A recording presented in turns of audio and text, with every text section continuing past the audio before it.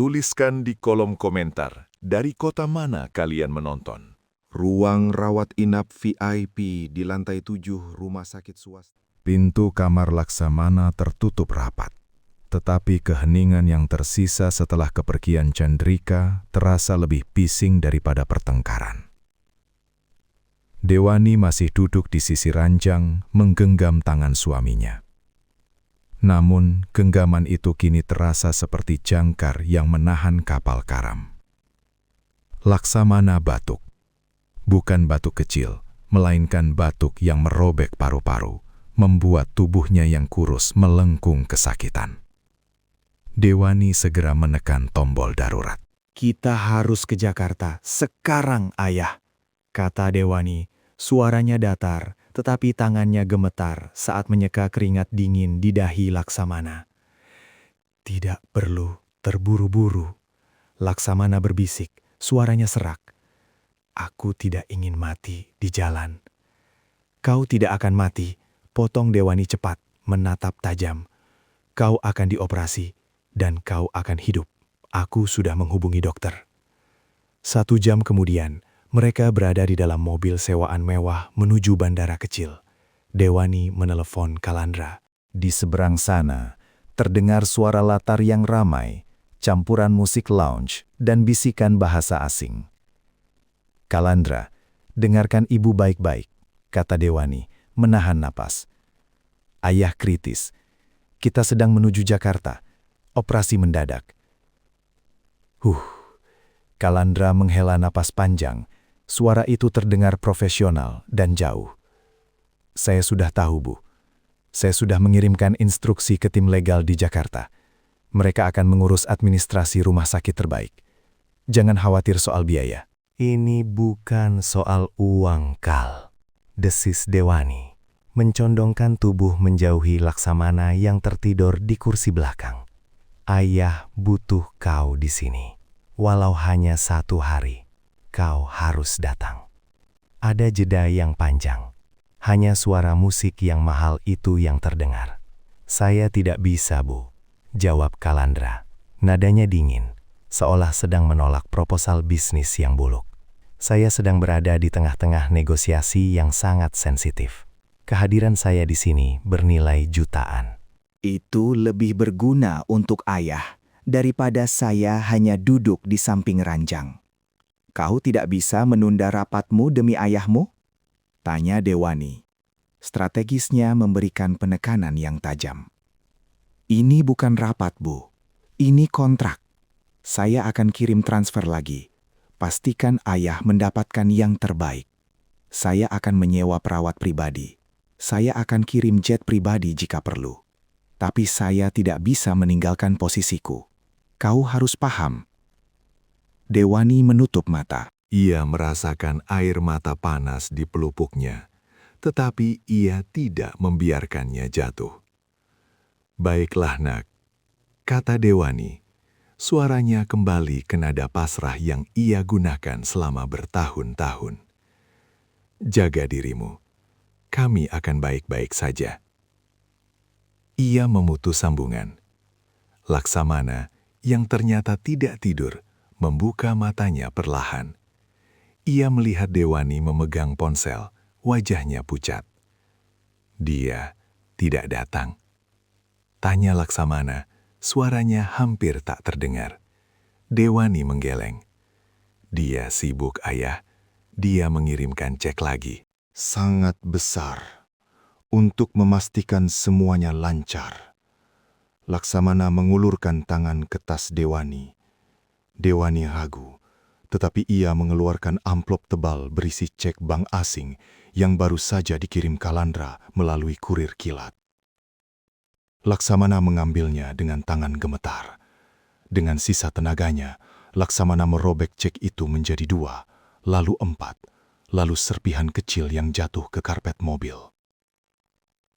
"Uang ini adalah sumpah bisu," seru Laksamana. Batuk lagi. Dia ingin membeli waktu pulang, tapi dia terlalu miskin untuk menepatinya. "Aku tidak butuh uangnya, Dewani. Aku butuh anakku." Dewani tidak menjawab. Ia hanya menatap serpihan kertas mahal itu yang kini tak berarti apa-apa. Setibanya di rumah sakit swasta di Jakarta, Chandrika sudah menunggu. Ia telah mengatur kamar VIP dan mengurus administrasi. "Tante, aku sudah melihat media sosial Kalandra," kata Chandrika saat mereka menunggu Laksamana dipersiapkan untuk operasi. "Pesta di Monaco itu?" Terlihat palsu, terlalu keras mencoba. Dia tidak pernah terlihat bahagia di foto-foto itu, hanya lelah. Dewani menoleh, tatapannya dingin. "Kau terlalu banyak menonton drama, Chandrika. Kalandra adalah pria sukses. Sukses itu melelahkan, kau tidak akan tahu." "Tapi Tante, aku mencoba menghubungi kantornya di Zurich. Mereka bilang dia tidak bisa diganggu. Sekretarisnya sangat ketat, seolah dia sedang menyembunyikan sesuatu yang besar."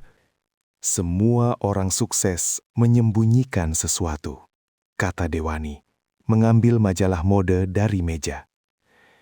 Ruangan VIP di lantai 7 itu terlalu sunyi, terlalu putih, dan terlalu mahal.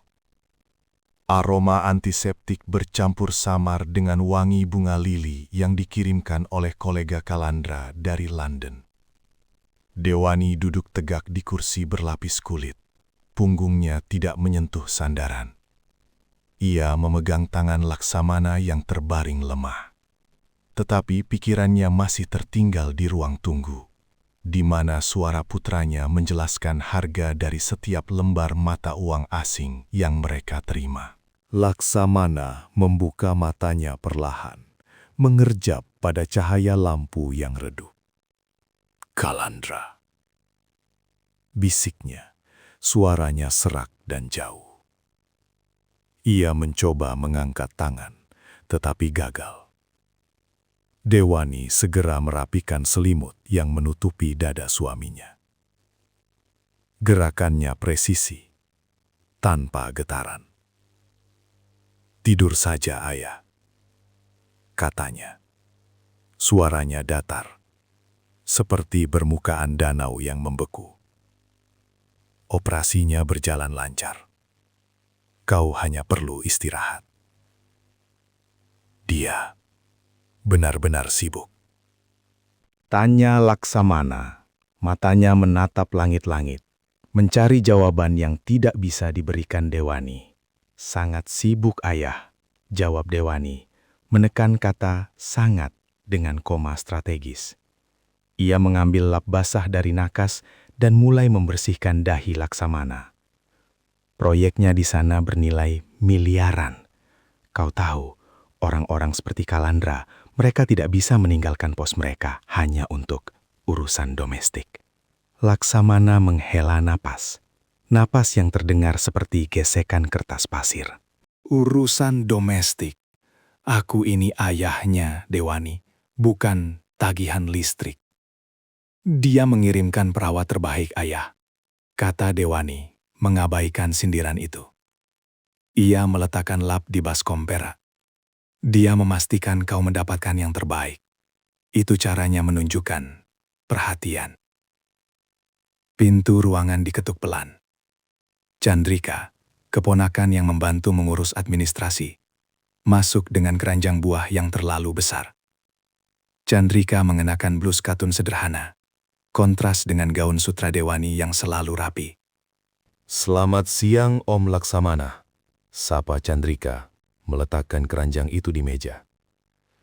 Ia melirik Dewani, tatapannya penuh pertanyaan yang tak terucapkan. "Saya baru selesai mengurus klaim asuransi.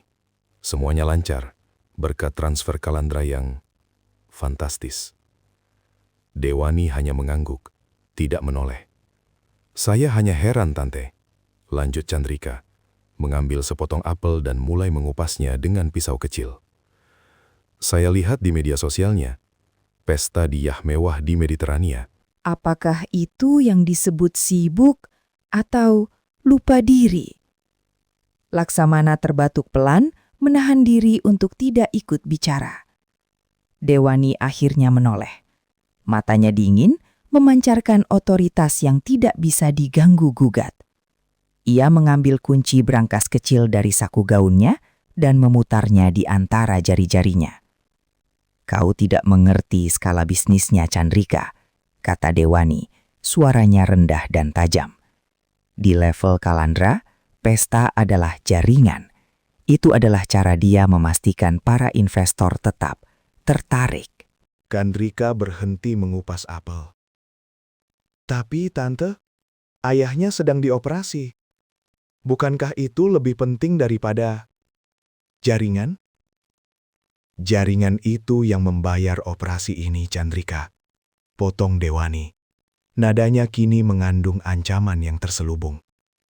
"Kau harus melihat gambaran besar. Kalandra tidak bisa pulang karena dia sedang memegang janji yang jauh lebih berat daripada janji pada keluarganya." Ia berdiri, berjalan ke jendela, dan menarik tirai sedikit, seolah sedang memeriksa apakah ada yang mengawasi. Dia adalah orang penting di sana. Jika dia meninggalkan posnya, seluruh sistem yang dia bangun akan runtuh. Dan jika itu runtuh, kita semua akan ikut runtuh, kata Dewani. Kata-katanya diucapkan perlahan, penuh penekanan. Chandrika menelan ludah. Ia merasakan perubahan drastis pada Dewani. Wanita tua itu tidak lagi terlihat sedih atau merana. Ia terlihat seperti seorang jenderal yang baru saja menerima perintah rahasia. "Maaf, Tante. Saya hanya khawatir," kata Chandrika, kembali fokus pada apelnya. "Kekhawatiranmu tidak perlu," balas Dewani, kembali ke sisi ranjang Laksamana. Ia menggenggam tangan suaminya lagi. Kalandra tahu apa yang dia lakukan. Dia adalah anak yang berbakti. Hanya saja caranya berbeda. Laksamana memejamkan mata, seolah menerima kebenaran yang menyakitkan itu. Dia memang selalu begitu. Selalu memilih yang paling sulit, gumamnya. "Dia memilih yang paling aman, Ayah," koreksi Dewani, menatap Laksamana dengan intensitas yang menyakitkan. Ia tahu, Laksamana mengira Kalandra memilih jalur sulit menuju kekayaan. Dewani tahu, Kalandra memilih jalur sulit menuju keselamatan. Chandrika merasa tidak nyaman dengan intensitas di antara pasangan itu, memutuskan untuk pamit. "Saya akan kembali besok pagi, Tante. Jika ada apa-apa, telepon saya." "Tentu," kata Dewani tanpa menoleh. Setelah pintu tertutup, Dewani duduk diam. Ia mengeluarkan perekam suara digital itu dari saku gaunnya. Benda kecil itu terasa dingin dan berat di telapak tangannya. "Kau dengar, Ayah?"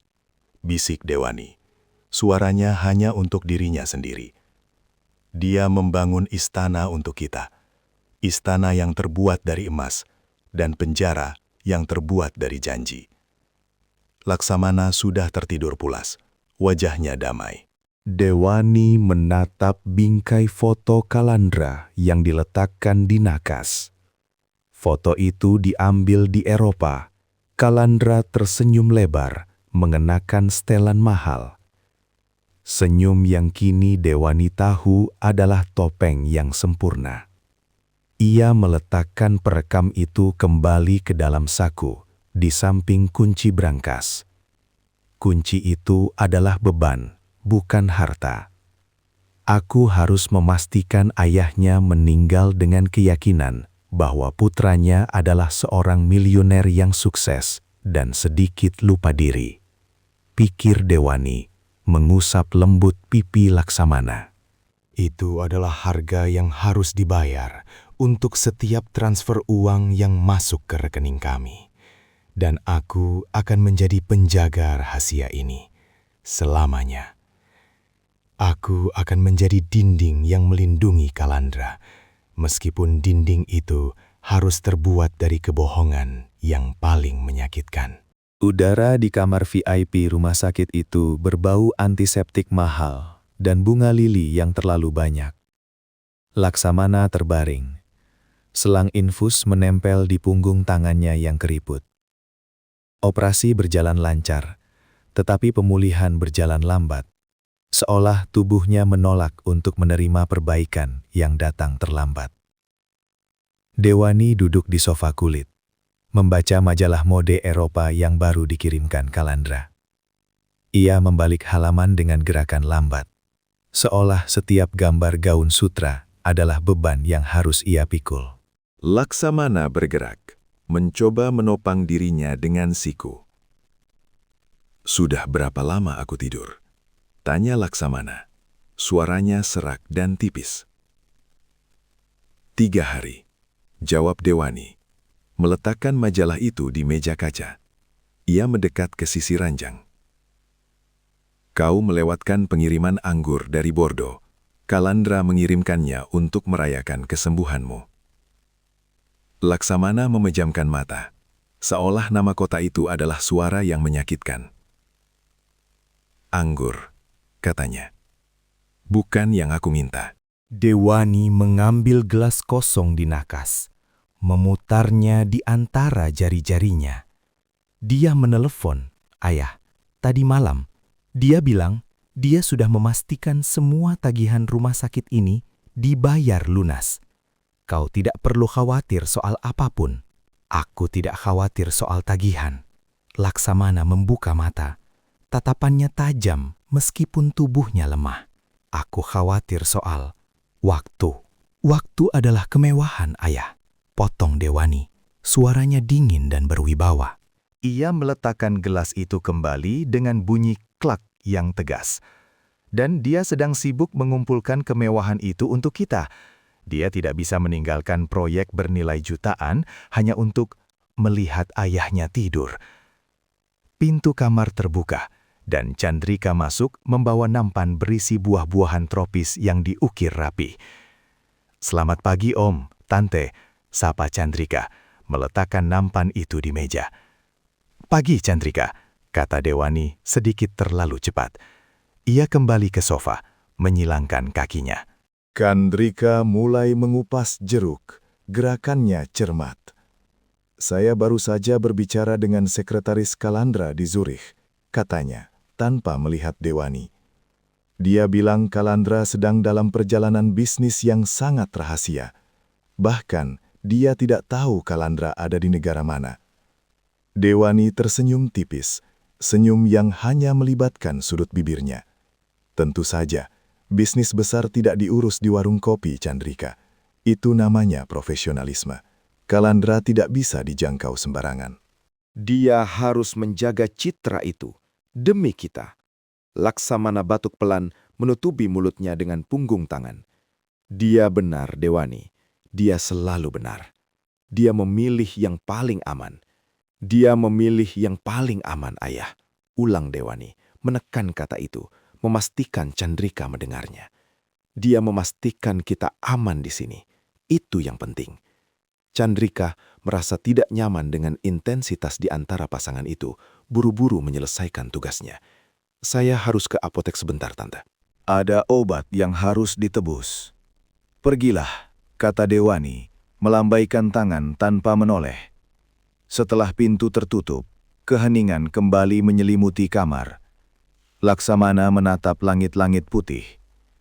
"Aku hanya berharap dia tidak terlalu lelah dengan semua keamanan itu," gumam Laksamana.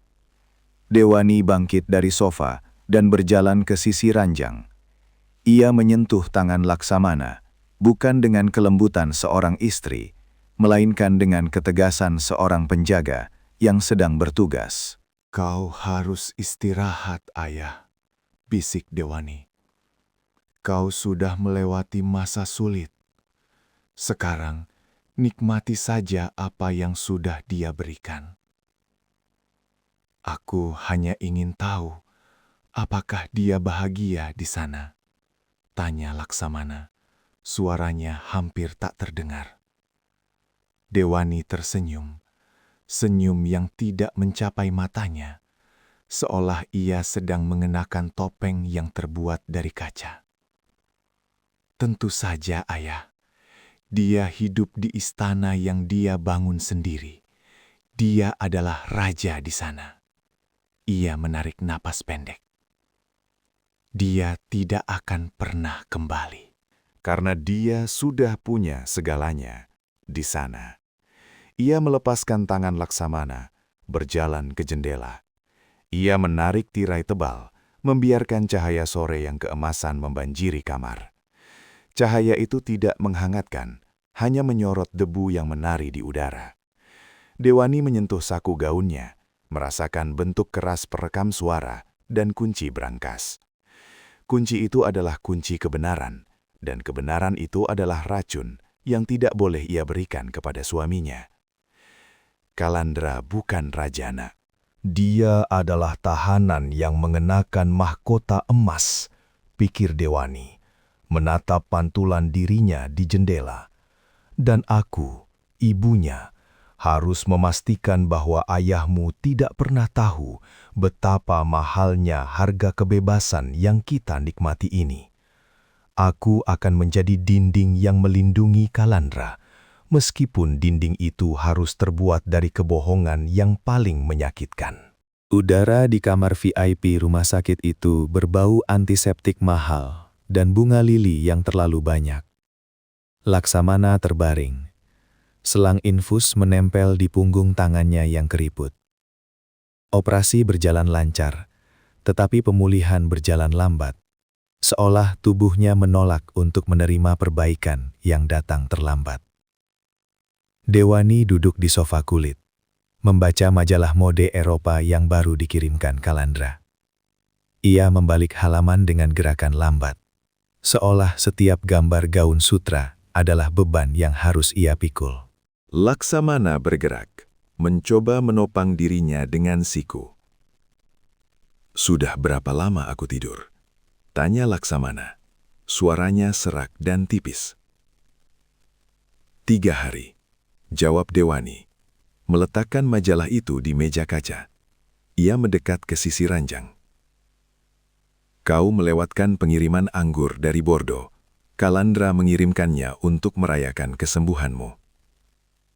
Laksamana memejamkan mata, seolah nama kota itu adalah suara yang menyakitkan. "Anggur," katanya. "Bukan yang aku minta." Dewani mengambil gelas kosong di nakas, memutarnya di antara jari-jarinya. Dia menelepon, "Ayah, tadi malam, dia bilang dia sudah memastikan semua tagihan rumah sakit ini dibayar lunas. Kau tidak perlu khawatir soal apapun." "Aku tidak khawatir soal tagihan." Laksamana membuka mata. Tatapannya tajam meskipun tubuhnya lemah.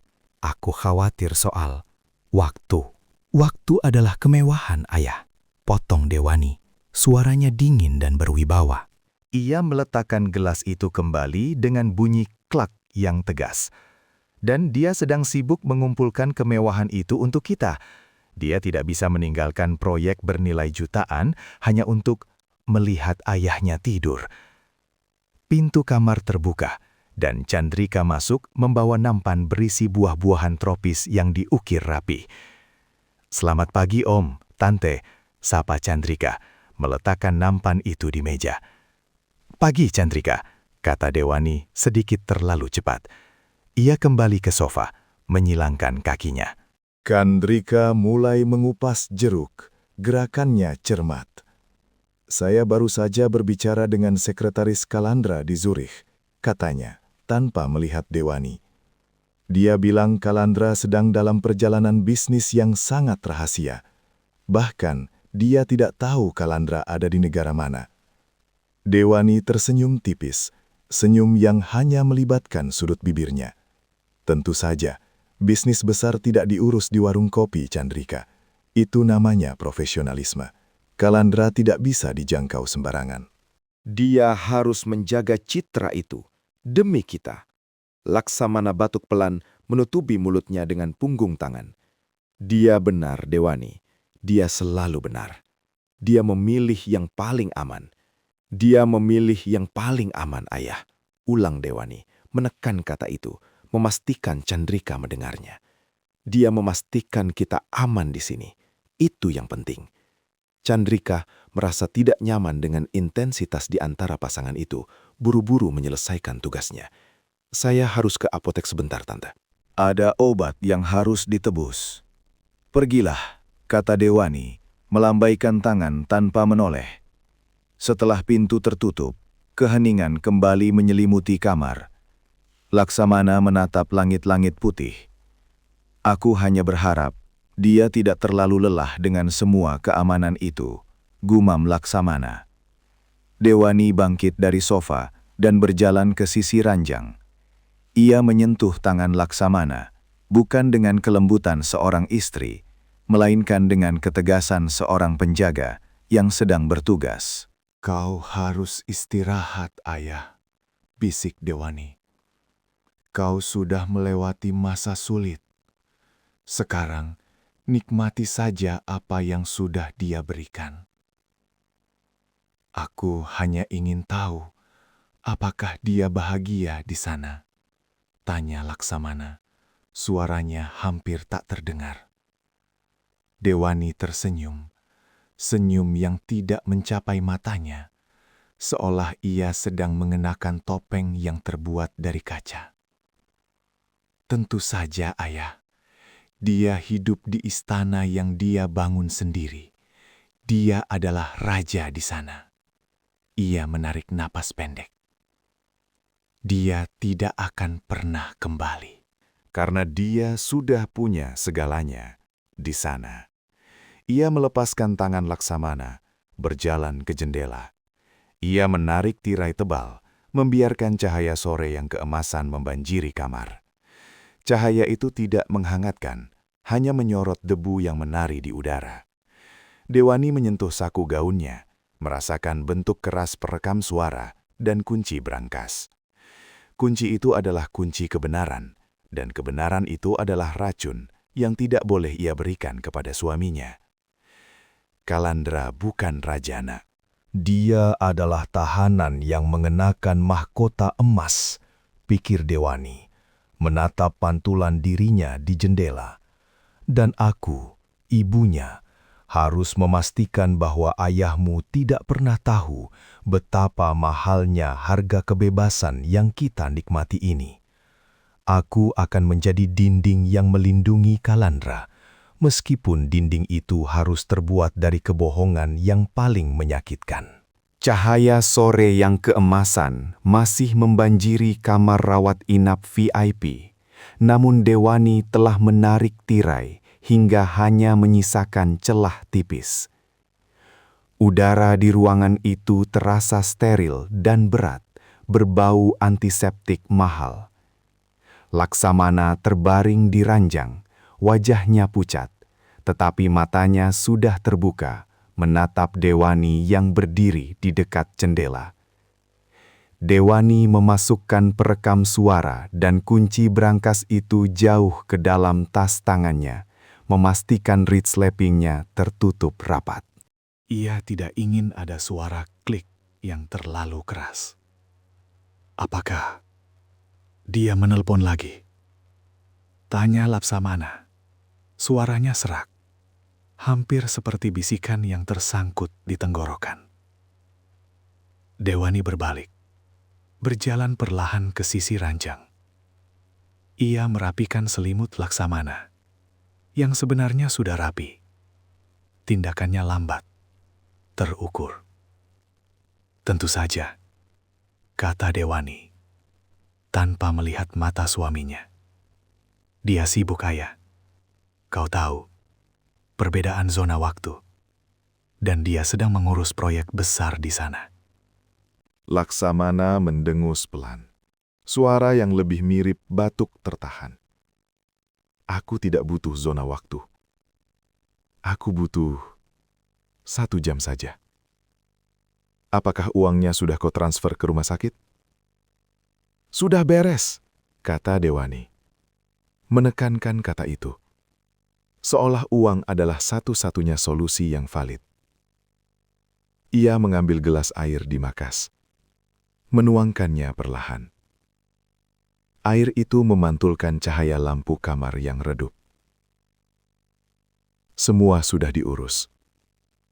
Kau tidak perlu khawatir soal angka-angka itu. Kalandra memastikan kita tidak kekurangan apapun.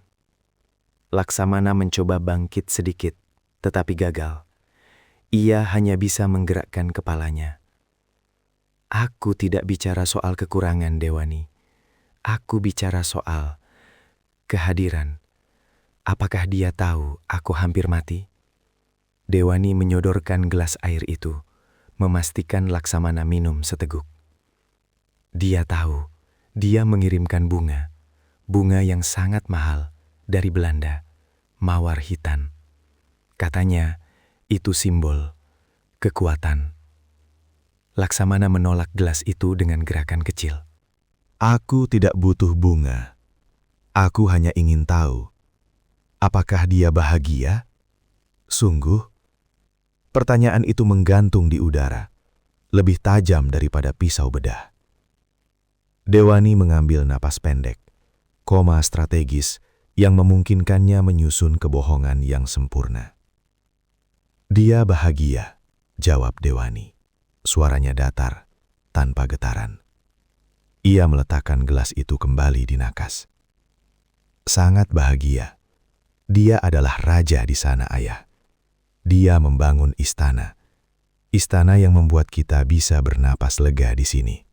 Ia menyentuh dahi Laksamana, sentuhan yang dingin dan formal. Kau harus bangga, dia berhasil. Dia tidak perlu kembali ke sini, ke kota kecil yang sunyi ini, hanya untuk membuktikan apa-apa.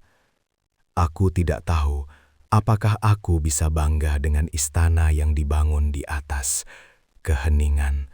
Gumam Laksamana, memalingkan wajahnya ke dinding putih. Dia membeli kita, Dewani. Dia membeli waktu kita, dan dia membeli kebebasannya untuk tidak melihat kita. Dewani menarik tangannya. Ia berjalan ke sofa di sudut ruangan, mengambil majalah yang tergeletak di sana, dan pura-pura membacanya. Kau salah, kata Dewani, membalik halaman majalah dengan suara kertas yang renyah. Dia tidak membeli kita, dia memastikan kita aman. Itu adalah pengorbanan yang besar, Ayah. Kau tidak akan pernah mengerti betapa sulitnya dia bekerja di sana. Pengorbanan. Laksamana tertawa kecil, tawa yang terdengar seperti gesekan pasir. Pengorbanan apa? Dia hidup dalam kemewahan, Dewani. Kita melihat fotonya. Pesta, mobil, wanita. Dia menukar kita dengan semua itu. Dewani menutup majalah itu dengan plak yang keras. Ia berdiri, menatap Laksamana dengan intensitas yang membuat suaminya terdiam. Kau tidak tahu apa-apa, bisik Dewani, suaranya rendah dan mengancam. Kau hanya melihat apa yang dia ingin kau lihat. Kau hanya melihat sampulnya. Kau tidak melihat harga yang harus dia bayar untuk memastikan kau dan aku tidak pernah menderita lagi. Ia berjalan keranjang, membungkuk sedikit, memastikan hanya Laksamana yang mendengar. Dia memastikan kau selamat dari operasi ini. Dia memastikan kau tidak perlu khawatir soal tagihan. Itu yang penting. Jangan pernah lagi kau meragukan pengorbanannya. Laksamana menatap mata Dewani. Ada sesuatu di sana yang tidak pernah ia lihat sebelumnya. Ketakutan yang dibungkus baja. Ia menghela napas panjang, menyerah. Baiklah, kata Laksamana, memejamkan mata. Aku akan percaya. Aku akan percaya bahwa dia adalah raja yang bahagia, dan aku adalah ayahnya yang beruntung. Keheningan kembali menyelimuti kamar. Dewani berdiri di sana selama beberapa saat, memastikan Laksamana benar-benar tertidur. Ia kemudian berjalan kembali ke tas tangannya. Jari-jarinya meraba kunci brankas yang dingin itu lagi. Dia tidak akan pernah tahu bahwa istana itu adalah penjara dan setiap transfer uang adalah rantai yang mengikatnya, pikir Dewani, menatap Laksamana yang kini terlihat damai dalam tidurnya. Aku harus menjaga rahasia ini. Aku harus menjadi dinding yang melindungi Kalandra, meskipun dinding itu harus terbuat dari kebohongan yang paling menyakitkan. Ruang tunggu operasi di lantai 3 itu berbau antiseptik dan kopi basi. Dewani duduk tegak di kursi kulit sintetis, punggungnya tidak pernah menyentuh sandaran. Ia menatap jam dinding yang jarum detiknya bergerak dengan suara tik-tok yang terlalu keras, seolah menghitung mundur bukan hanya waktu operasi, tetapi juga sisa kesabarannya. Di tangannya, kunci brankas itu terasa dingin, sebuah jangkar yang menahan Dewani agar tidak hanyut dalam kepanikan. Laksamana sudah di dalam selama 3 jam. Pintu lift terbuka dan seorang kurir berjaket hitam pekat membawa kotak kecil berlogo perusahaan logistik internasional yang mahal melangkah keluar. Ia langsung menghampiri Dewani. "Nyonya Dewani?" tanya kurir itu. Suaranya formal dan terburu-buru. "Paket ini harus ditandatangani langsung oleh Anda dari kantor Kalandra di Zurich, sangat mendesak." Dewani mengambil pena. Tangannya sedikit gemetar saat membubuhkan tanda tangan. Ia tidak bertanya mengapa Kalandra mengirim paket fisik alih-alih surel. Ia sudah tahu jawabannya. Kalandra tidak pernah melakukan sesuatu tanpa alasan yang sangat penting. Setelah kurir itu pergi, Dewani membalik kotak itu. Isinya ringan. Ia merobek segelnya dengan kuku, menemukan sebuah perekam suara digital kecil dan sebuah amplop tebal. Di dalam amplop itu ada kunci brankas lain yang jauh lebih besar dan lebih rumit daripada yang ia pegang. Dewani bangkit, berjalan menuju sudut lorong yang paling sepi, di samping dispenser air. Ia memasang earphone yang tersedia di dalam kotak, lalu menekan tombol play pada perekam suara itu. Suara Kalandra terdengar. Bukan suara yang percaya diri, penuh tawa, yang biasa ia dengar saat panggilan video. Ini adalah suara yang serak, lelah, dan penuh pasir. "Ibu, ayah tidak boleh tahu." Suara Kalandra memulai. Nadanya rendah dan dingin. "Aku mengirim paket ini, karena ini mungkin yang terakhir. Aku tidak menolak pulang karena ambisi, Bu. Aku tidak bisa pulang karena aku tidak punya pilihan." Dewani memejamkan mata, mencengkeram perekam itu hingga buku jarinya memutih. Ia bersandar ke dinding marmer yang dingin. "Kau tahu, Bu, 6 tahun lalu, saat bisnis ayah hampir runtuh total, dan dia hampir dipenjara karena skema investasi bodong itu." Kalandra berhenti sejenak. Ada suara napas berat yang terekam. "Aku tidak hanya kehilangan semua tabunganku. Aku harus membuat kesepakatan." Kesepakatan yang sangat kotor, Bu. Untuk memastikan ayah tidak pernah disentuh hukum, untuk memastikan nama keluarga kita tetap bersih, aku harus menjadi kurir. Kurir keuangan untuk mereka. Sindikat transnasional. Dewani membuka mata. Air mata sudah menggenang, tetapi ia tidak membiarkannya jatuh. Ia hanya menatap lantai keramik putih. Semua yang ibu lihat di media sosial, pesta, mobil, wanita, itu adalah penyamaran, Bu. Itu adalah biaya operasional. Aku harus terlihat seperti milioner yang sukses, yang terlalu sibuk untuk pulang, agar mereka percaya aku adalah aset yang berharga, bukan buronan yang ingin melarikan diri. Kalandra melanjutkan. Suaranya kini terdengar seperti bisikan yang dipaksakan. "Uang yang aku kirim setiap bulan, yang fantastis jumlahnya itu bukan harta, Bu. Itu biaya jaminan. Jaminan agar mereka tidak mencari ayah. Jaminan agar mereka tidak pernah mengungkit lagi utang lama itu." Dewani menggigit bibir bawahnya. Ia ingat kata-kata Laksamana. Dia menukar kita dengan semua itu. "Jika aku kembali ke Indonesia, Bu, seluruh jaringan mereka akan tahu aku melarikan diri dan nyawa ayah akan terancam. Mereka akan menganggap aku melanggar sumpah. Aku tidak pernah buta oleh harta, Bu." Kalandra berkata. Penekanan pada kata harta terdengar menyakitkan. Aku buta karena sumpahku untuk melindungi ayah. Dan sumpah itu mengharuskanku tetap di sini, menjadi tahanan emas, sampai aku melunasi utang darah ini. Kalandra terdiam lama. Hanya suara desahan angin yang terekam. Kunci yang aku kirimkan itu adalah berangkas di luar negeri. Jika terjadi sesuatu padaku, ibu harus mengambilnya. Itu adalah dana pensiun ibu dan ayah. Jangan pernah sentuh uang itu sebelum aku benar-benar hilang. Dan yang paling penting, Bu, Kalandra mengakhiri, suaranya kembali dingin dan mengancam. Jangan pernah biarkan ayah tahu. Biarkan dia percaya bahwa aku adalah anak durhaka yang sukses. Itu lebih aman bagi kita semua. Maafkan aku, Bu. Perekam itu mati.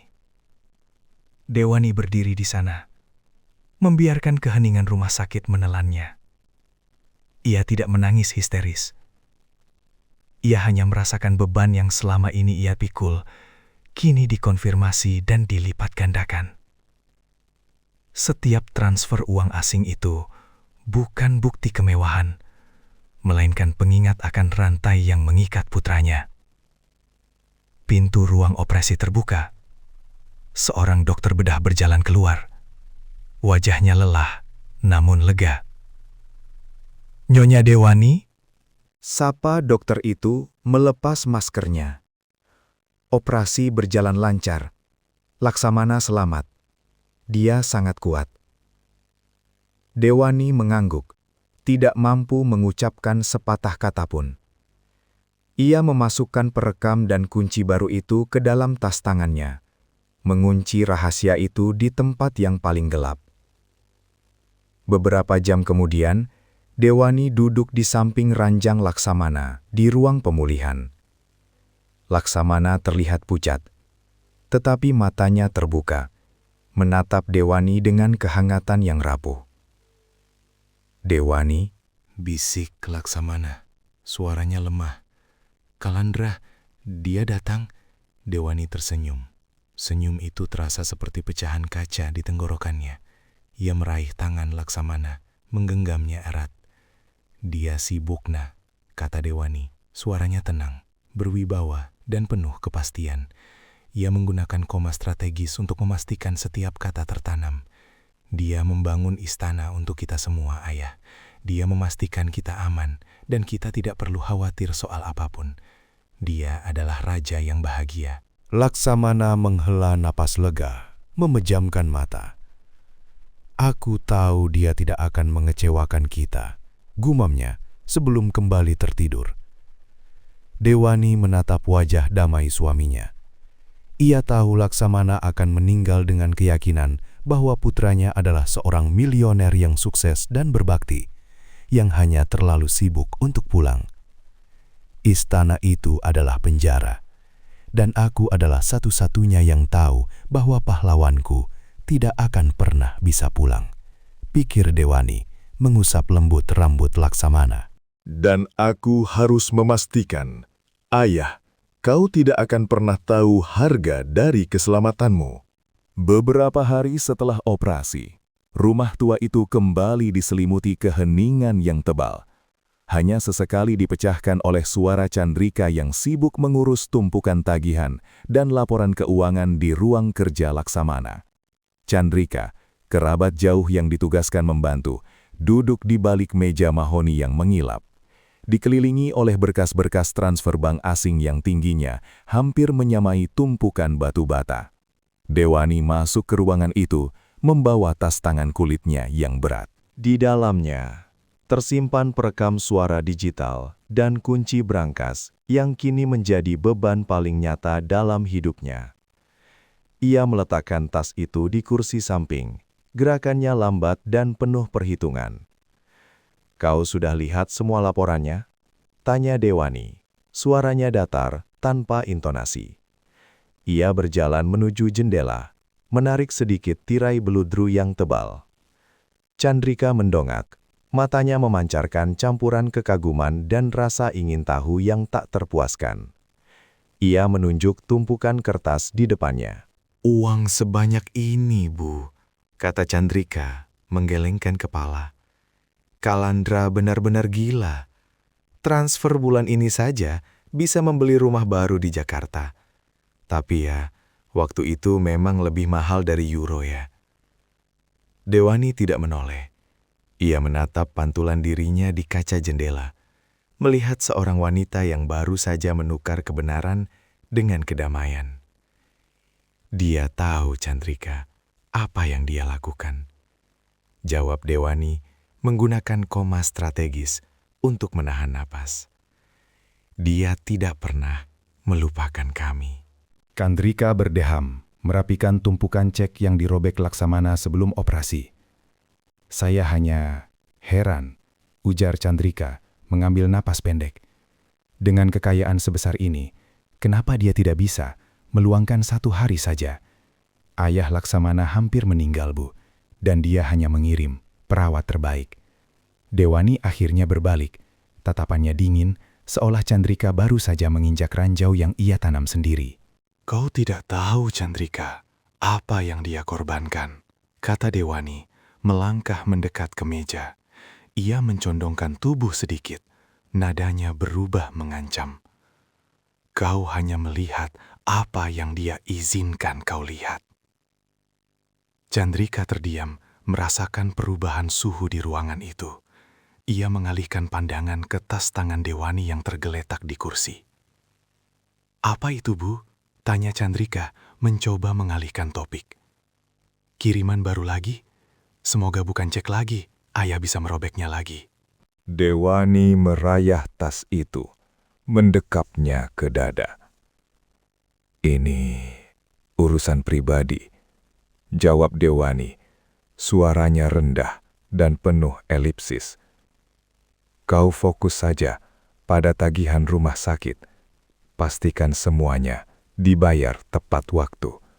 Jangan sampai ada satupun kekurangan. Tentu, Bu, semua sudah beres. Kalandra memang memastikan semuanya sempurna. Chandrika memuji, lalu kembali ke topik yang mengganggunya. Saya lihat di media sosialnya, Bu. Pesta di yacht. Dia benar-benar menikmati hasil kerjanya. Saya hanya berharap dia ingat dari mana dia berasal. Dewani tersenyum tipis, senyum yang tidak mencapai matanya. Dia ingat, kata Dewani, dia ingat betul. Dia ingat siapa yang harus dia lindungi. Ia berjalan ke pintu, berhenti sejenak di ambang. Kesunyian itu adalah harga dari keamanan kami, ucap Dewani, menekan setiap kata. Dan harga itu sudah dibayar lunas. Kau tidak perlu mengkhawatirkan apapun lagi. Kau boleh pulang, Chandrika. Aku akan mengurus sisanya. Chandrika mengangguk, merasa lega, sekaligus terintimidasi. Ia mulai membereskan mejanya. Dewani meninggalkan ruang kerja dan naik ke lantai atas, menuju kamar tidur utama yang kini terasa terlalu besar dan terlalu sunyi. Ia membuka lemari kayu jati yang berat, mengeluarkan sebuah kotak perhiasan tua, dan memasukkan perekam suara serta kunci brankas itu ke dalamnya. Ia duduk di tepi ranjang, memandangi bingkai foto Kalandra yang tersenyum lebar. Foto yang diambil sebelum Kalandra pergi ke Eropa, sebelum senyum itu menjadi topeng. Ia tahu Laksamana akan segera pulang dari rumah sakit. Laksamana akan kembali duduk di kursi favoritnya, menghitung hari, menunggu telepon dari putranya yang ia yakini sebagai milioner yang lupa diri. Dewani meraih telepon rumah, memutar nomor Chandrika. Chandrika, kata Dewani, suaranya kini kembali lembut, seperti ibu yang lelah. Tolong, jangan pernah lagi membicarakan media sosial Kalandra di depan ayah. Katakan saja, dia sedang membangun proyek rahasia yang sangat besar. Kau paham? Paham, Bu, jawab Chandrika di seberang telepon. Dewani menutup telepon. Ia memejamkan mata, merasakan dinginnya kunci brankas di dalam kotak perhiasan. Aku tidak bisa memberimu pengakuan sebagai pahlawan, nak, pikir Dewani. Tapi aku bisa memberimu kebebasan. Dan aku akan memastikan ayahmu meninggal dengan damai, percaya bahwa kau adalah raja yang bahagia, bukan tahanan di istana emas. Ia membuka matanya, menatap bingkai foto itu sekali lagi.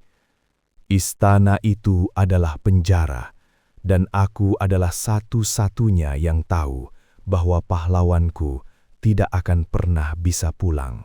Batin Dewani mengunci kotak perhiasan itu dengan bunyi klik yang tegas. Dan aku harus memastikan, ayah, kau tidak akan pernah tahu harga dari keselamatanmu.